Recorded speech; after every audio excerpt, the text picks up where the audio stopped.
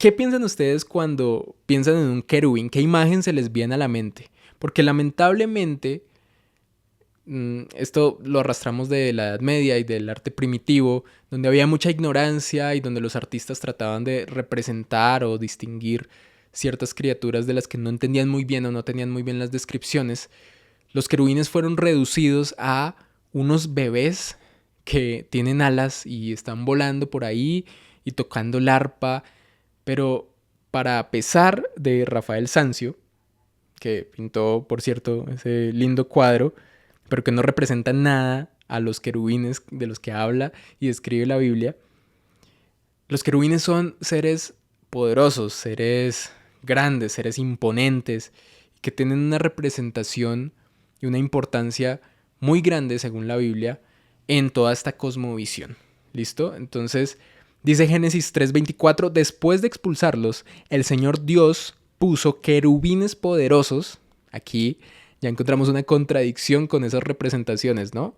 Poderosos, nada que ver con esos bebés con alas, al oriente del jardín del Edén, y colocó una espada de fuego ardiente que destellaba al moverse de un lado a otro, a fin de custodiar el camino hacia el árbol de la vida.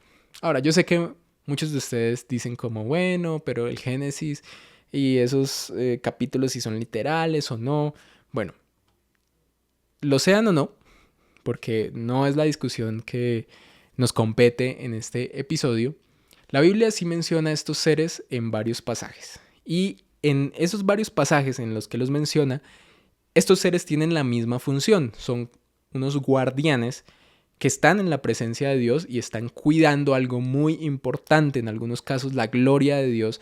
En ese versículo que leemos están cuidando la entrada al jardín del Edén, que también representa pues esa unión, ese jardín perfecto, digamos, de Dios.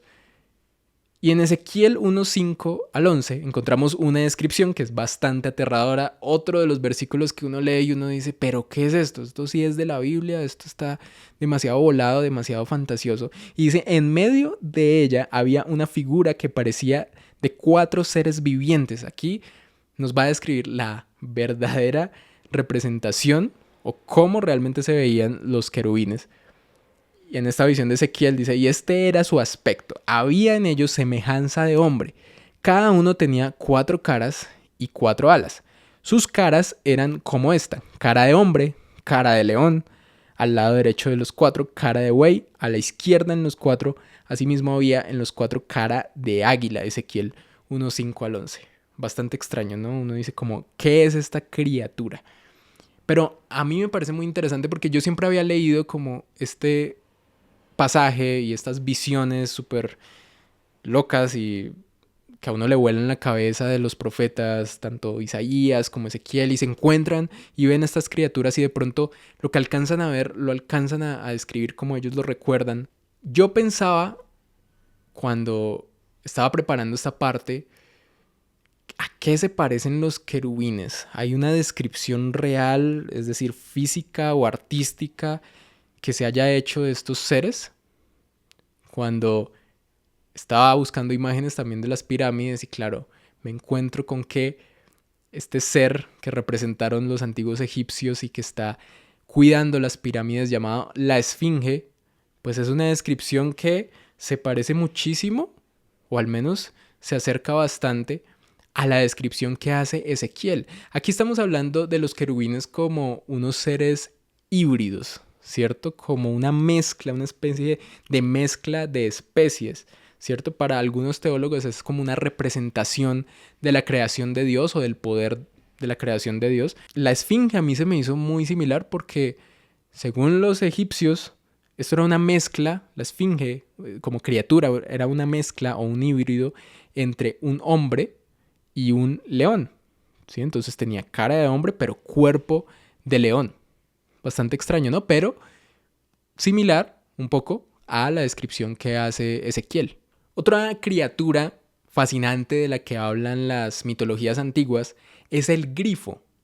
Y el grifo lo describían como esta mezcla entre águila y león. Entonces, así como estamos viendo en las imágenes, tenían cara o rostro de águila, cabeza de águila, Y el cuerpo de león también tenían alas y se acerca bastante, ¿no creen ustedes?, a la descripción que hace Ezequiel de los querubines. Ahora, en muchas de estas mitologías se dice que había avistamientos o que seres humanos presenciaron realmente a estas criaturas. ¿Podían ser estos los querubines? Recuerden que estos son relatos que se pasaban de generación en generación y se hablaba de estas criaturas como criaturas vivas que algunos seres humanos vieron.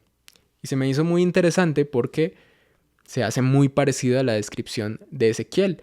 Se habla también de el hipogrifo y esto nace más o menos todo este tema del grifo y el hipogrifo en Oriente Próximo, las regiones de Persia y esas regiones que hablaban de estos seres y donde nace toda esta iconografía también en los templos. En algunos templos se pueden ver los grifos como cuidando las edificaciones o como estos guardianes. Se hace muy similar a la descripción no solo física, sino también de la función que tenían los querubines en la Biblia. Otra criatura bastante enigmática viene de la mitología griega y es la quimera. Fíjense cómo es una mezcla entre varias criaturas, en este caso un león, una cabra, una especie de dragón, ¿cierto? Con patas también que pueden venir de otro animal, de otra especie. Entonces la quimera se asemeja también a los querubines que describe la Biblia. ¿Qué piensan ustedes? Este es un dibujo por Ligotti en 1590. Y es muy interesante encontrar cómo estos seres y estas criaturas de las que se hablaban en estas mitologías, como estos híbridos o mezclas entre especies, que es tal cual como lo que describió Ezequiel. El Minotauro, por ejemplo, es otra criatura que viene de la mitología griega, que es una mezcla entre un hombre y un toro. Yo sé que uno al hablar de esto es como, pero qué cosas tan raras, qué fantasioso, pero no está muy alejado de lo que describía la Biblia, ¿cierto? Estas mezclas, estos híbridos, estas criaturas que nos parecen extrañas, pero uno dice, qué raro que en las mitologías o en los relatos antiguos se describían a estos seres con tanta precisión. Y en algunos de esos relatos, estos seres también estaban interactuando con seres humanos. Entonces, ¿por qué se nos hace raro cuando la Biblia lo menciona, si también tiene una conexión con lo que creían otras culturas en la antigüedad?